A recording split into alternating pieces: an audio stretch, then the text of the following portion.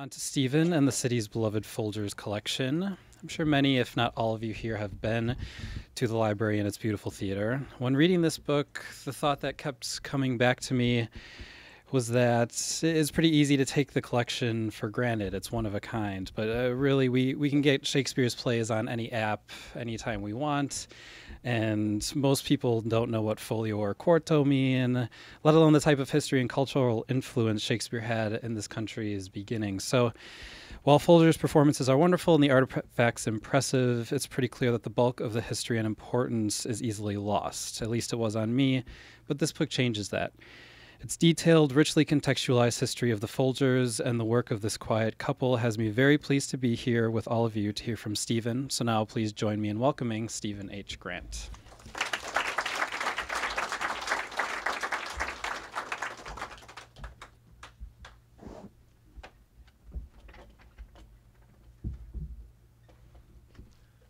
Thank you, Justin. And thank you, Politics and Prose. Authors are so lucky that P&P is here for them.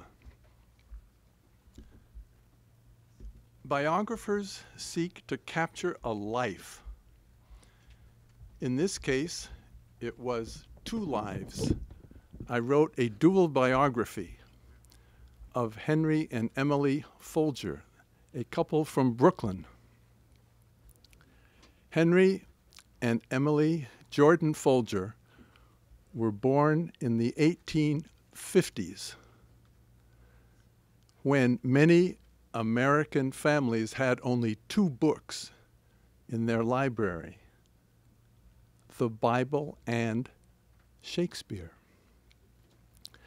They died childless in the 1930s. I searched in vain for someone who remembered them. The closest I got was an octogenarian who had attended the dedication of the Folger Library in 1932 on Shakespeare's birthday in presence of President and Mrs. Herbert Hoover. I beseeched her, "What do you remember?" She confided in me. My leggings itched.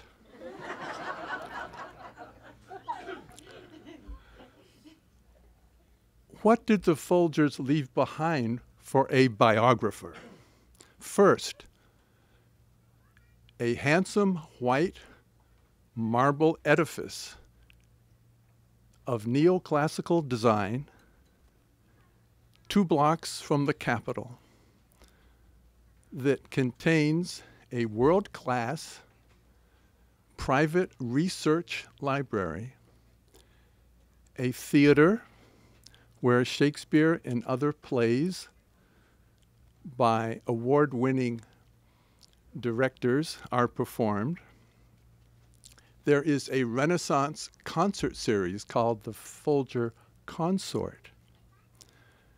There are curated exhibits, robust programs in poetry and education, communications, and outreach, and a cohort of dedicated docents who will show you the public spaces.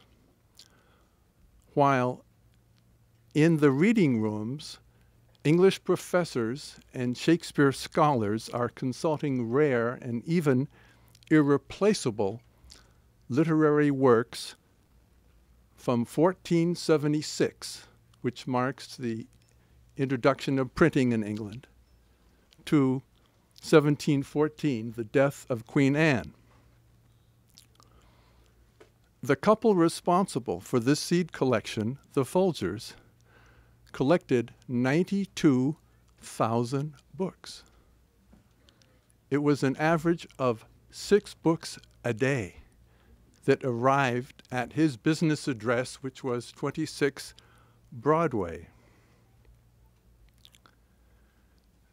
There are 82 copies of Shakespeare's first folio, the 1623 compilation of 36 Shakespeare plays, 18 of which would have been lost because they had not been printed.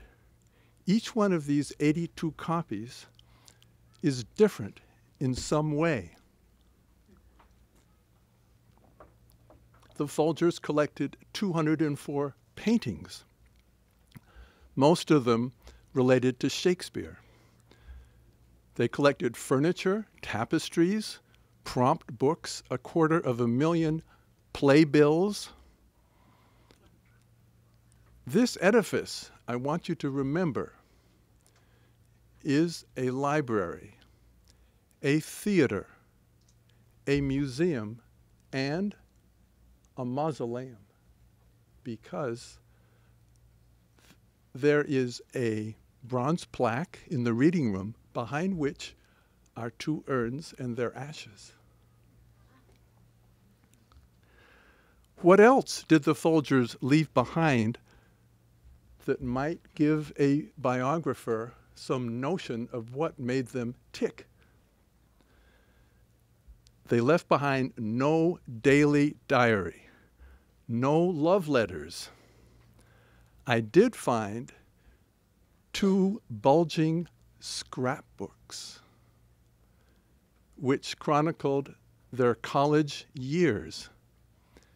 Henry went to Amherst. Emily went to Vassar. They both graduated in 1879. Going to college for Henry and Emily was a big deal. None of their parents had been to college. They each graduated Phi Beta Kappa. Emily was president of her class at Vassar for life. Henry graduated 5th in his class.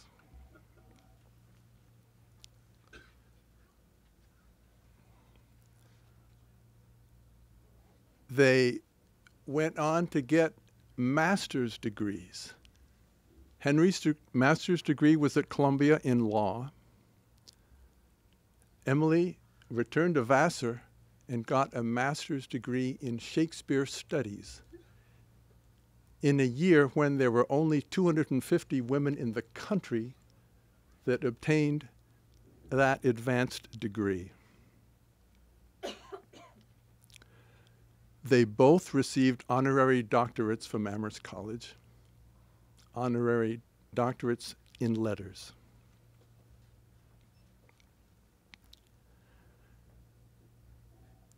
One of the things that I came upon early in my research was a collection of theater ticket stubs. Luckily, the Folgers didn't throw very much away.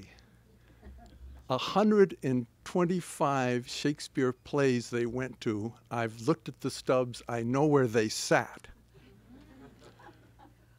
Much more useful, however, than the ticket stubs was Emily's play diary.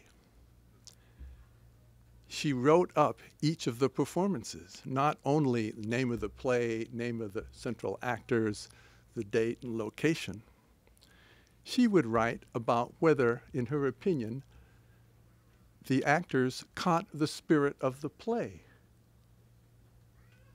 She would give pronouncements about facial mobility that she observed. Was there an actor who lisped? She would listen to people sitting behind her, in front of her, to her sides, and she would include those comments in her play diary. This is an unexploited mine for someone who is interested in looking at performance of Shakespeare plays from the 1890s through 1930s.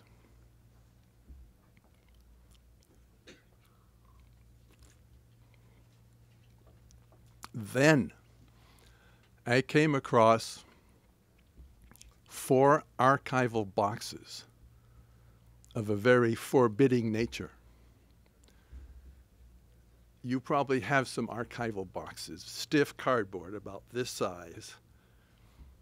I opened it up, and each of these 4 archival boxes was full of checks, canceled checks. Now, a biographer today would have very bad luck looking around for 4 archival boxes of canceled checks. However, once I had gotten over the panic of figuring out that for the next 3 weeks I would be looking only at checks because there were 10,000 of them, I came to the realization that a checkbook is an autobiography. It shows where your values and your interests lie.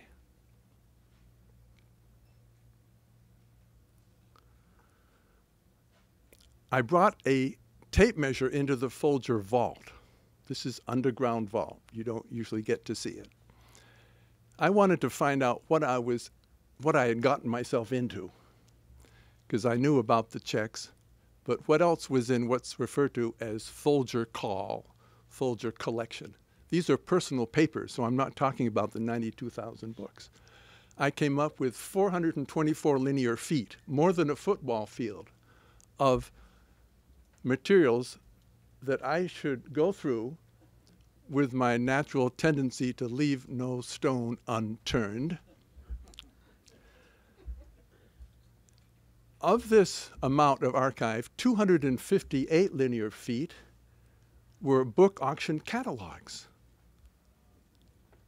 That's 2/3 of a football field. For someone who is buying antiquarian books, there's no more important tool than a book auction catalog. Folger, of course, saved all of the mailing labels, so I know where they came from, mainly London, where Folger dealt with 150 booksellers, but also from New York. The person who went through all of these book auction catalogs was not Henry. They arrived at 26 Broadway, where he worked. He brought them home, and it was Emily who went through all of those catalogs. She had a pencil with her. When she saw an item that she thought belonged in their collection, she would write a wavy line in the margin next to the item. If she wasn't sure, she would put a question mark or two. She would turn the corner down so that when Henry came back after his day job, he could go through the catalogs and go right to the pages where there was an item, as though she were saying, "Henry, we need this for our collection, don't we?"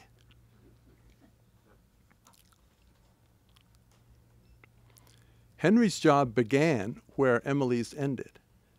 He would spend the first part of the night figuring out how much he would bid on the items that Emily had pre-selected. Emily also kept the card catalog, and not a simple matter, because she went into a lot of detail about the quality of the description of the quality of each, whether they were facsimile title pages, and it got very detailed.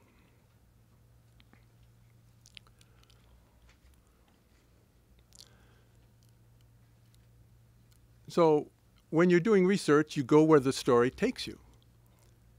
And when Henry came home from his day job, let me tell you about his day job.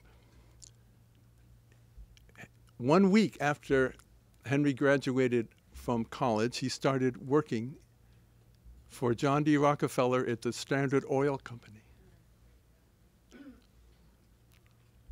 He started as a statistical clerk. He was one of the few college graduates in Standard Oil. He resigned after 49 years in the firm.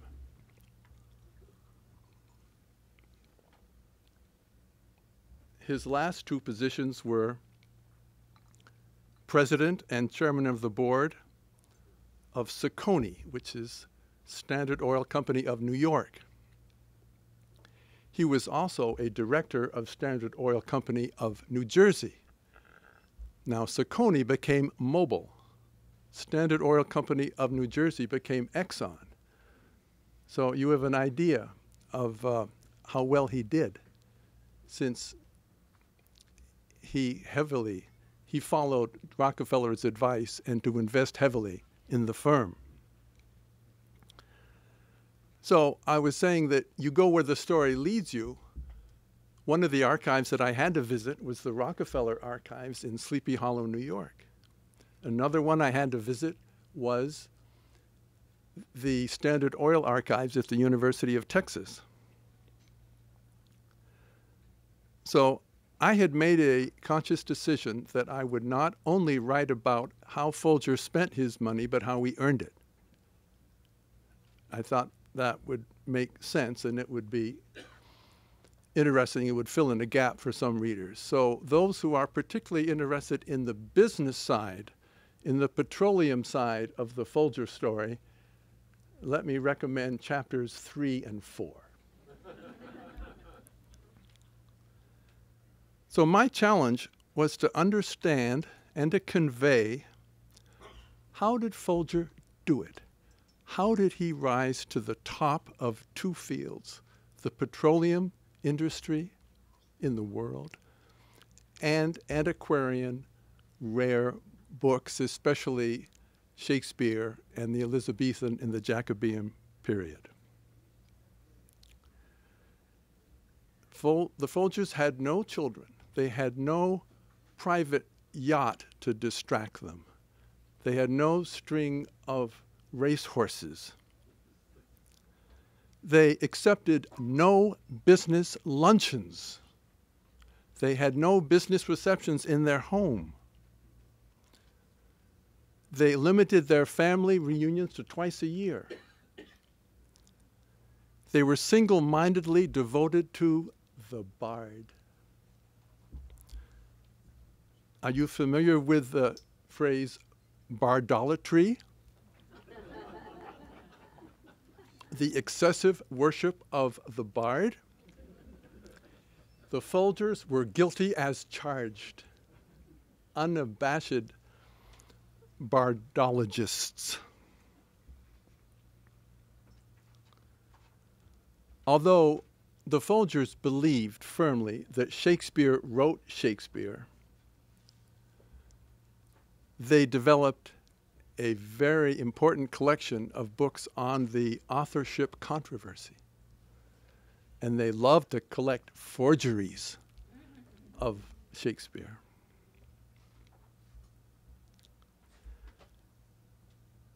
Chapter 6 might interest some people from the West Coast or people interested in Rivalry, because Folger was not alone in trying to get his hands on certain books. One of his main competitors was Henry Huntington. In the West Coast, in San Marino, California, you have the Huntington Library, Museum, and Gardens. Henry Huntington's pockets were much deeper than Folger's. For instance, he bought 200 entire libraries, whereas Folger bought just a few entire libraries. But they had different objectives in their collecting. Like J.P. Morgan, Huntington loved bindings. Folger had no interest in decorative bindings, mainly from the 19th century. Morgan and Huntington liked the perfect book, the pristine book. Folger was unimpressed with the pristine book. What he loved was marginalia, writing in the margins, which showed how readers reacted to the content. So if you take the first folio, the 82 copies that are in the Folger, you have a number of people who were inspired by Shakespeare, and they wrote their own poems in the margins of the first folio. If they were an artist, they drew on the margins of the first folio. If they thought they knew the Queen's English, they corrected Shakespeare in the first folio.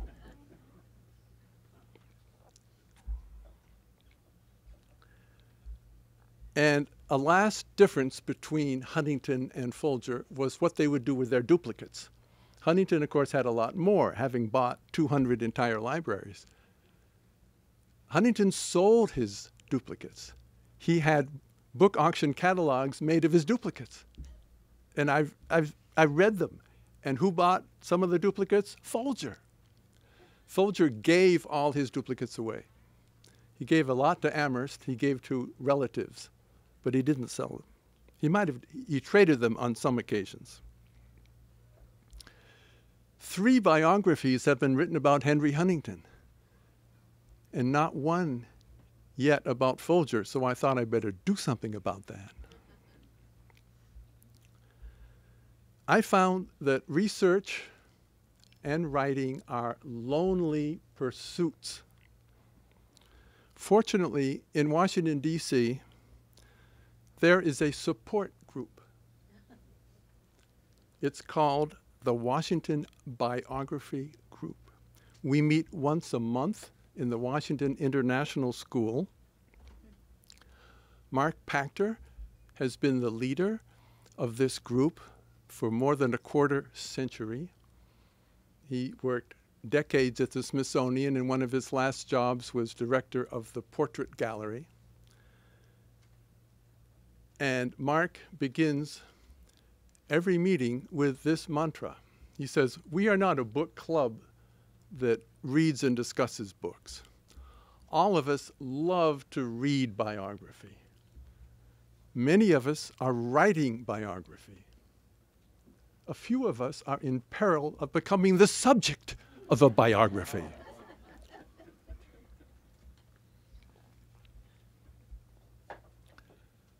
As I look around this group, I see members of the Washington Biography Group. And that's part of what we do. We support each other. During our meetings, everyone speaks. We go around the table.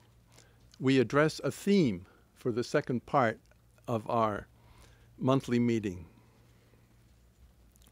I would also think, as I look around this group today, that there might be some budding biographers here. Now, could I ask the members of the Washington Biography Group to raise their hands so we can see who they are? 1, 2, 3, 4. All right. So I'm not going to ask the budding biographers to raise their hands, but I'm going to suggest that you know who they are and you might want to look them up afterwards and get together, because the Washington Biography Group is always looking for new members. There are new members that come to every meeting.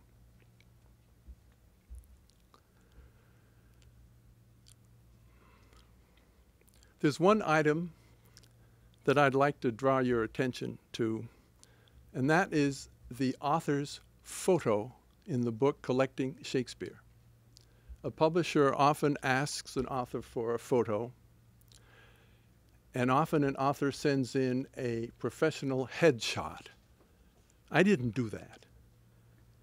I suggested, and the editorial committee accepted, a wall shot. And I will explain what I mean by that. This is the author's photo that you can't all see, but it's on the table. It is, so the photograph was taken in the interior east side of the reading room in the Folger Library. The photographer was Robert C. Lautman, architectural photographer. This was his last photograph. He died at age 85. I am very small in this picture. I have on either side of me Henry and Emily Folger clad in their academic gowns. Emily has her pink Vassar hood. Henry his purple Amherst hood.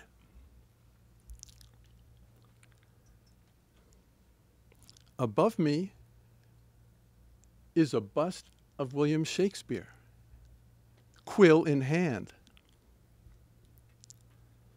It is a model of the bust that's in the Holy Trinity Church in Stratford-on-Avon above the bard's bones. So even though the author is very small, he is in very big company in this author's photo. So I have written a love story. Henry and Emily loved each other. They both loved Shakespeare. I find this the greatest ménage à trois in Anglo-American literary history.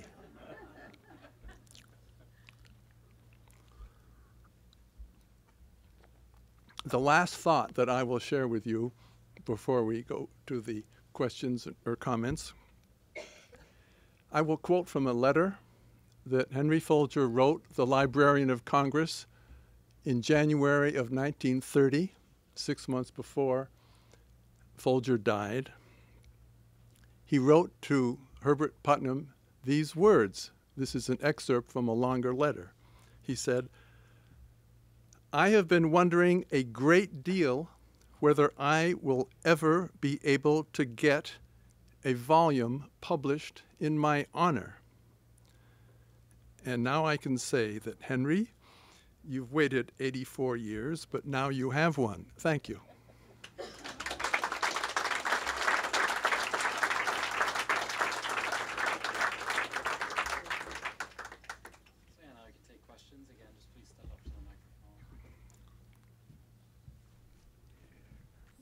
I told you this question was coming before the event, but on page 11 of the prologue, you say, being a collector can take over one's life. I know because I am one. And my question is, what do you collect? Fair question. The Folgers certainly were smitten by the collecting bug. My collection has been of vintage picture postcards, which I collected mainly in Parisian postcard boutiques. But before I became a biographer, I produced 3 books on the picture postcards of 3 countries where I served when I was a Foreign Service officer. So the answer to that is picture postcards. So I'm not a member of the Grolier Club. I don't go to book collecting affairs, but it helped me in writing about a collector to be one. Thank you.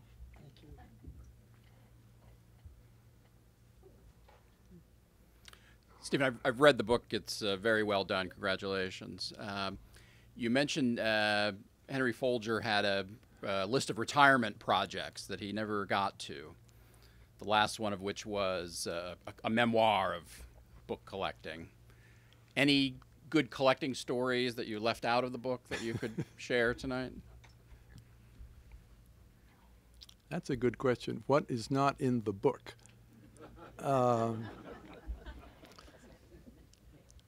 It's a little bit difficult for me to sort what's in there and what isn't in there. Certainly, I would say about Folger that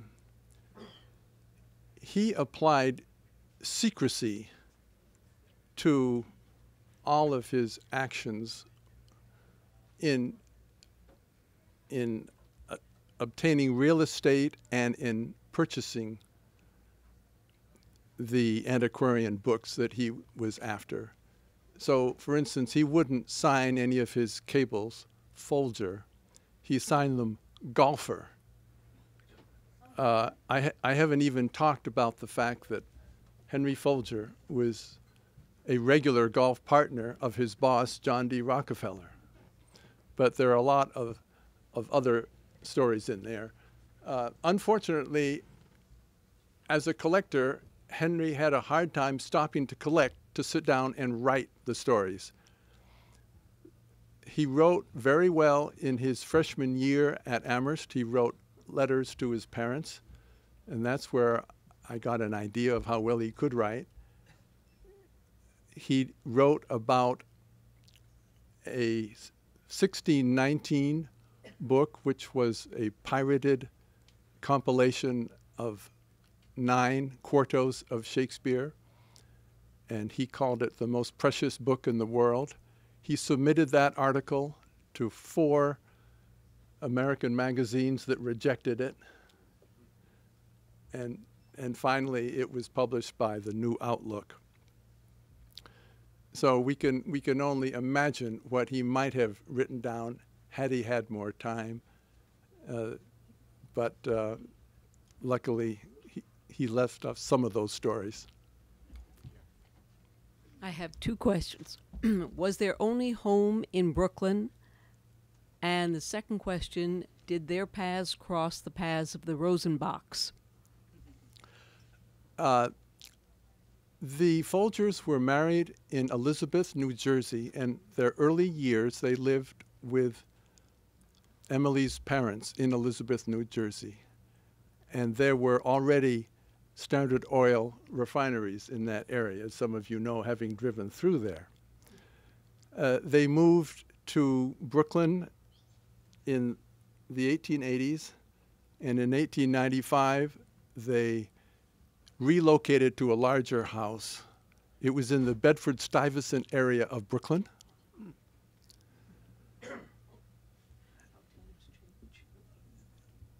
What was your second question? The Rosenbachs. The Rosenbachs. Okay, so Rosenbach is a figure who appears in chapter 6 because he was the main provider of books for both Huntington and Folger.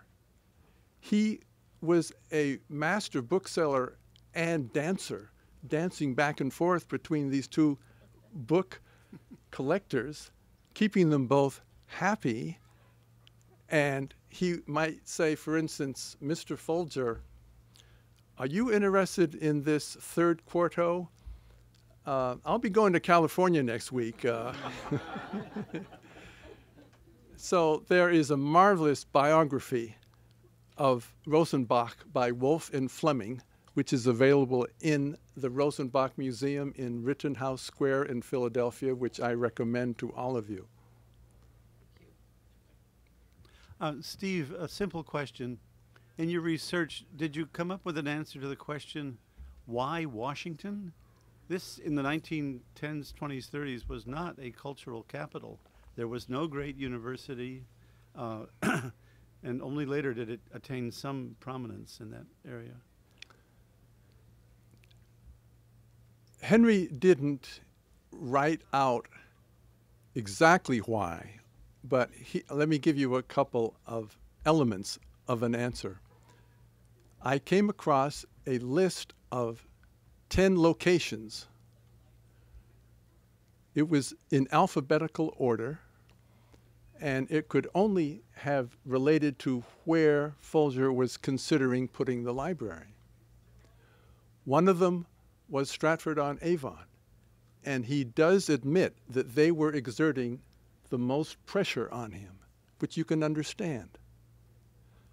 Another one was Amherst College. He had not only gone to Amherst, but in his will, he asked Amherst to be the administrator of the Folger Library. He didn't want it to be a government entity. New York and Brooklyn were also on the list. So was Nantucket on the list. So what about saying, let's get on the ferry and go visit the Shakespeare Library? It doesn't really sound right. But for 300 years, the Folgers have been living on Nantucket. That's where they originally settled in the 1660s. So I had mentioned that Folger was 5th in his class at Amherst. The valedictorian of his class was named Franklin. And Franklin was the person who said to Folger, if you want to put your library in the best place, this was 1919 when they met, I suggest you put it in Washington, D.C. I wouldn't have said this 40 years ago, but there's no reason that Washington, D.C. could not and should not be a cultural capital as well as being a political capital. At this time, you had relatively few cultural buildings. You had the Smithsonian, you had the Corcoran, you had the Library of Congress. And Folger did write, I decided to build it in Washington because I am a patriot.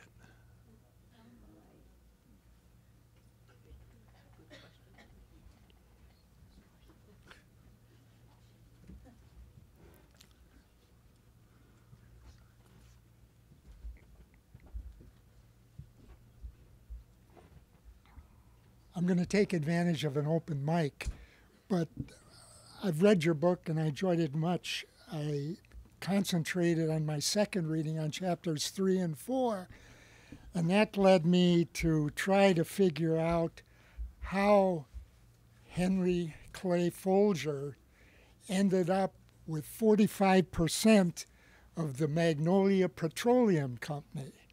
And you say later in the book that it was the money that he made from this investment, and that may be in quotation marks because I think there are a couple of indictments involved here, both federal and state, but that it was the proceeds from Magnolia Petroleum Company that basically enabled the Folgers to build the Folger Library. That's correct. The Standard Oil Company, 26 Broadway in Manhattan, was known as the Tower of Secrecy. Very difficult to find out what was going on. And if someone went up to John D. Rockefeller and asked a question going back over time, for instance, he would say, "Oh no, we don't have any archives, and no, we can't help you with that."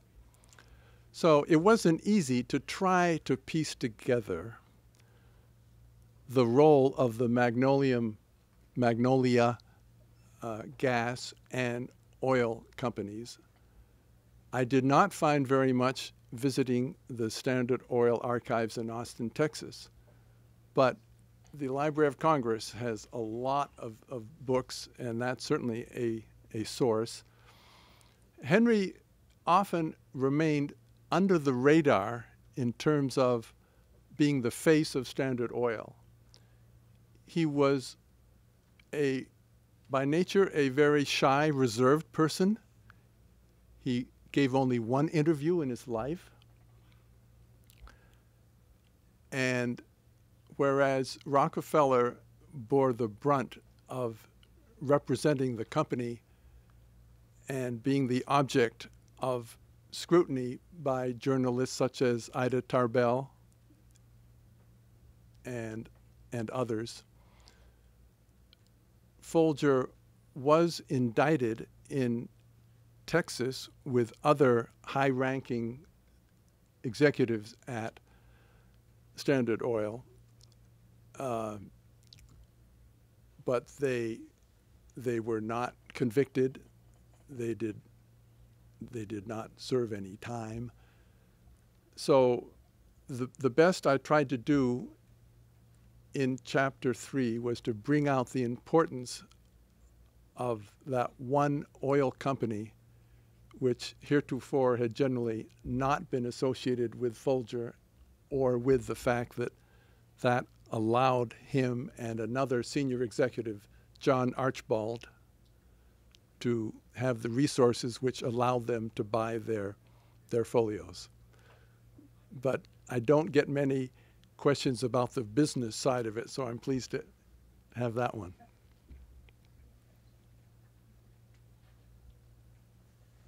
have another question, but I'm going to have to get to the mic.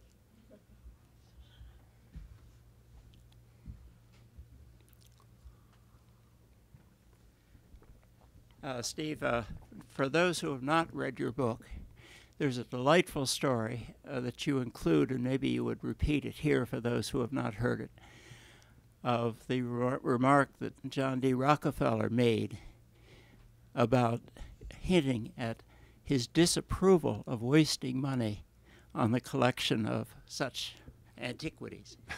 Right. I mentioned that Folger and Rockefeller played golf together. They had a date Mondays at 10. And the story is that leaving the green one day, Rockefeller said, "Henry, I read in the papers that you paid $100,000 for a book." And then he paused. And Henry gulped, because he hated to have any one of his booksellers, and Rosenbach was one of them, divulge what he paid for a book in the press. And what he answered was, "Oh, John, you know how the press exaggerates. You paid $10 for something, and you read in the press, you paid $100 for it." And then he paused. And John responded, "I'm glad to hear you say that, Henry, because my brother and I and other board members would not want to think that the president of one of our companies was foolish enough to pay $100,000 for a book."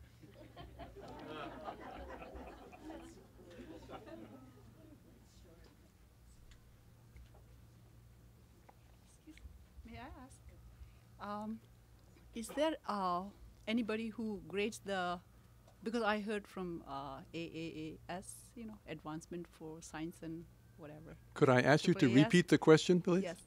Who grades the guys, the ones who collect the books? Who rates? Yeah, who rates or grades them because, Who rates or grades yeah, the books? or any conflict between the collectors, that sort of thing, regulation and, is, I'm assuming it's Tell me a little more about your question. about the, So, you're talking about books that Folger bought yeah, how do they grade, in terms of quality? yeah, in terms of quality, or whether they're doing a proper job. All right. So if I know understand this. your question, it's how do they grade or rate the books that book collectors like Folger want to buy? Right. Is that right? Yes. All right. So you might have Henry Folger and Henry Huntington, who are both after a quarto or a folio, and they would buy the auction catalog and they would read it. And auction catalogs in 1900 were much more, in general, much more detailed than they are now. You might find a little squib now, but they were much more detailed in terms of the condition of what you were buying. And Folger would read those descriptions extremely carefully. And if he bid on a book and it came, he would compare the book with the description. And he often wrote back and said, "You said that there were only 3 facsimile pages. I found 6. So either I want you to take 25% off the price or I'm going to send it back." So he had a lot more of back and forth when the books came. He always paid cash and insisted on 10% because of paying cash. He also insisted on inspection, so he might look at a book and send it back. So if he collected 92,000 books, we don't really know how many he sent back.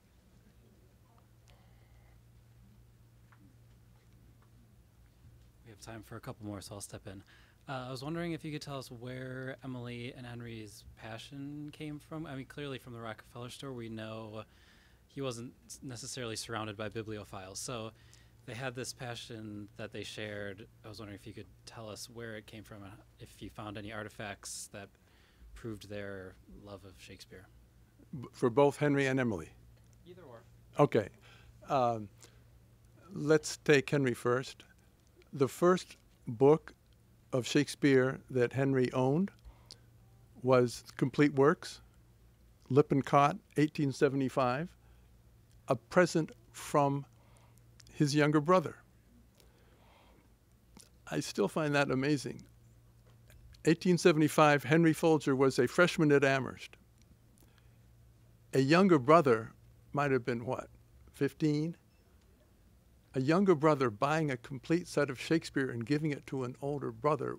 One, I mean, how prophetic, but what a mature gift from a high schooler. Emily, she did become a Shakespeare scholar. Both of them read a lot of Shakespeare, but a lot of English literature. And when they met, it was 3 years after they graduated, and they met in the home of Charles Pratt. And you will come across the name of Pratt in the book probably 70 times, because Charles Pratt was Henry Folger's roommate for 4 years at Amherst. And this Charles Pratt's father founded Pratt Institute, still going today. And I noticed some Amherst alums in the house who know about Pratt Field, Pratt Gym, Pratt, what else? Pratt Dormitory. So the Pratt home in 1882 was the location of a lot of literary salons, and that is where Henry and Emily are thought to have met. And pretty soon they were attending these themselves, and they both became an officer, and they both recited Shakespeare.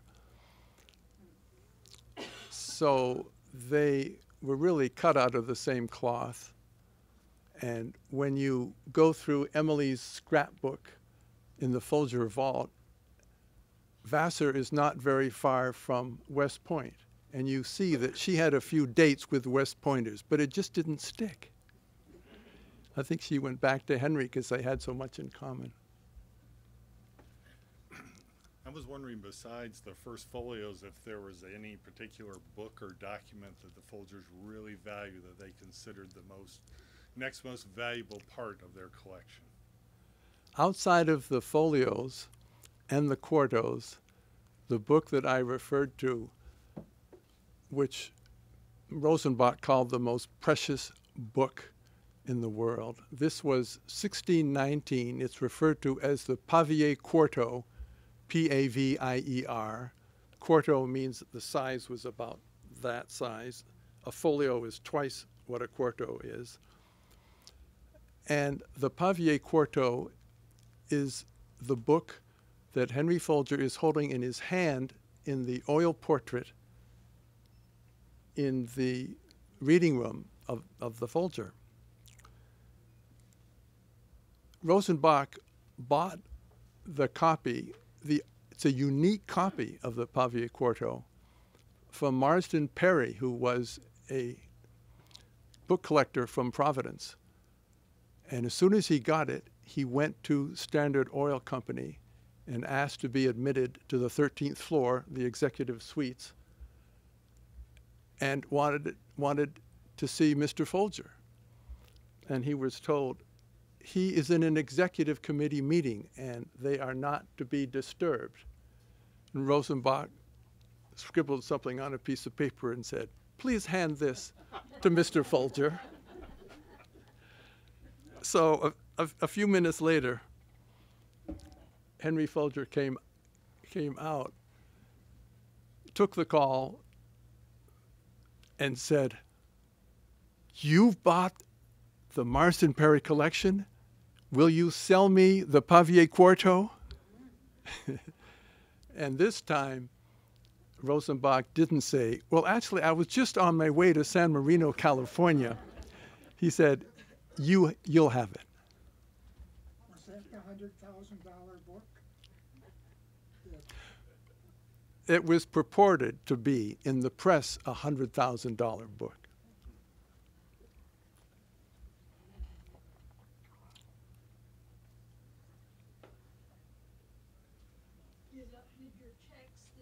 Could you come to the microphone, please?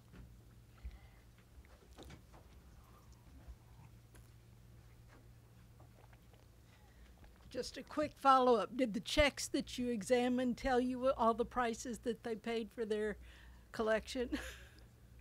Well, as you can imagine, some of the prices were for individual books and others were for groups of books. And sometimes you could tell, sometimes you couldn't. Let's take the first folios. He bought 82 of them. I think the least he paid were maybe $300 for a first folio. And the most he paid was $53,000. And in the book, I use a formula to tell the reader how much that is in today's dollars. So it is important to go through the invoices, and sometimes Folger himself got mixed up in what he had paid, and some of it was in dollars, some of it was in pounds. And since he was paying for them, and then once he compared the description with the entity, he said, no, I don't want it. So they were going back, and Folger was known as a mathematical genius. That's why he was so valuable at Standard Oil. He could look at a sheet of paper giving the oil refineries all over the country and memorize it. So he was really, and he inherited a lot of the mathematical skills from his mother. But he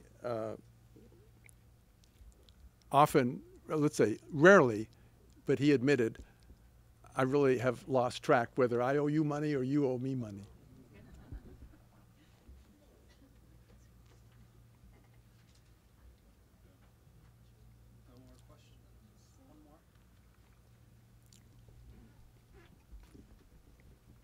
I was just thinking what a massive enterprise it seemed to be.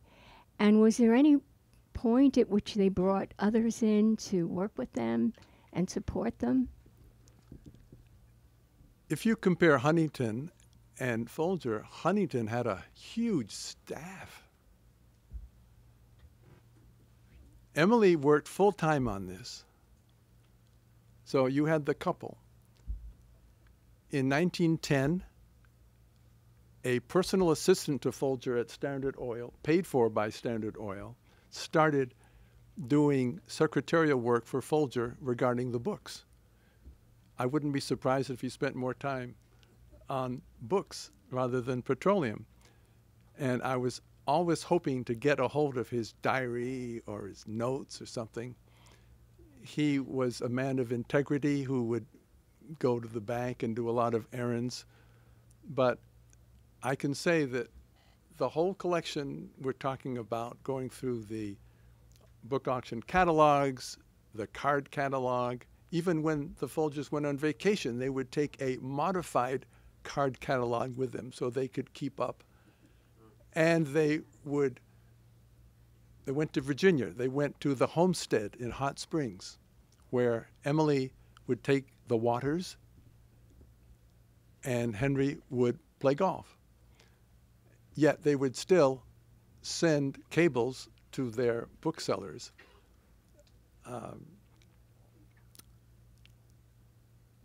Thank you.